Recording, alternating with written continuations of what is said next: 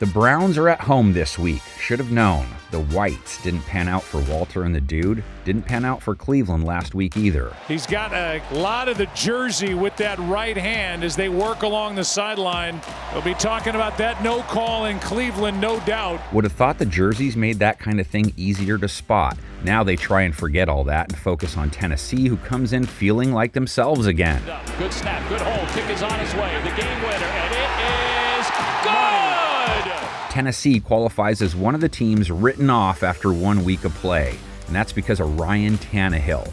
Right when you thought he couldn't get any worse, he trades in the van for a 70-mile-per-gallon hog and totally redeems himself. Going long for his receiver, and he made the catch, Chris Moore! Browns facing a dude who dropped a rating over 120, over 240 passing yards, over 10 yards per attempt in his most recent game. Tannehill back in the end zone, touchdown, Westbrook-Ikhine! D-Hop chipped in with 40 yards, but another quiet game for him. No mind, Cleveland has to limit Tannehill from striking it big. Treylon Burks went for a 70-yarder. Looking long, looking for Burks, he's got him at the 20-yard line! Chris Moore had a 49-yarder. We knew he was a tough, gritty player who would block plays, special teams. Got deep on that last play. And the Browns did give up a huge TD to George Pickens. Pickett, wide open Pickens. There he goes. Touchdown Steelers. Overall, though, Cleveland's secondary has held things down in both their games. They locked up Joe Burrow week 1, then against Kenny Pickett in week 2, low 70s rate, picked him off, held him to a 50% completion rate. Here's a pick the other way, intercepted by Delpit. Tannehill had his big rebound game, even though he spent his usual time sniffing the grass. 5 sacks taken, 29 dropbacks. Here he comes, and Tannehill goes down. Browns have Myles Garrett. No sacks for him last week. Za'Darius Smith. He left hurt, so track his situation heading into this game.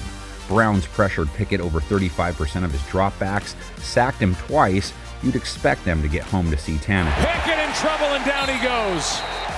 Both Shelby Harris and Maurice Hurst. Derrick Henry still hasn't had a king-like showing in 2023. Had to grind for his 80 yards, but he did punch one in. Dog pound, don't sleep on Tyjae Spears. 49 yards, 6.1 per run in limited action. Tannehill gets it off, gives it to Spears, and Spears slips one tackle, and he's inside the 40-yard line. Browns defense allowed Najee Harris to get away for a 21-yarder. Otherwise, they were happy with holding Pittsburgh to under 3 yards per carry. Well, this defensive front for Cleveland, they're just winning at the line of scrimmage. We should be making a natural transition to Cleveland's run game right now.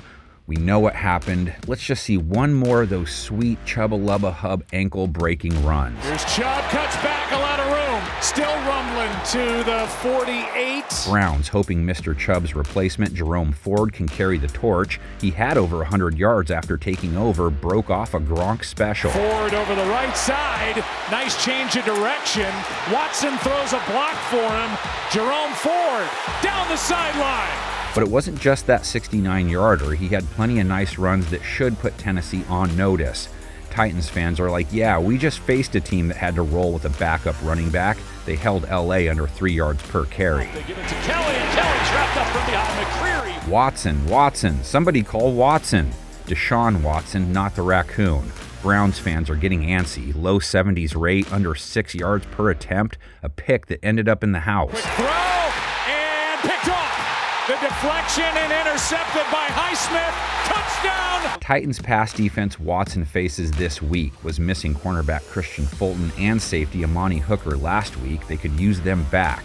They gave up over 300 yards passing, 2 TDs, and 100-plus rating. This one toward the end zone. Keenan Allen. Touchdown Chargers. Tennessee should be able to get Watson in the backfield as well. You never know from there. He is sacked and taken down.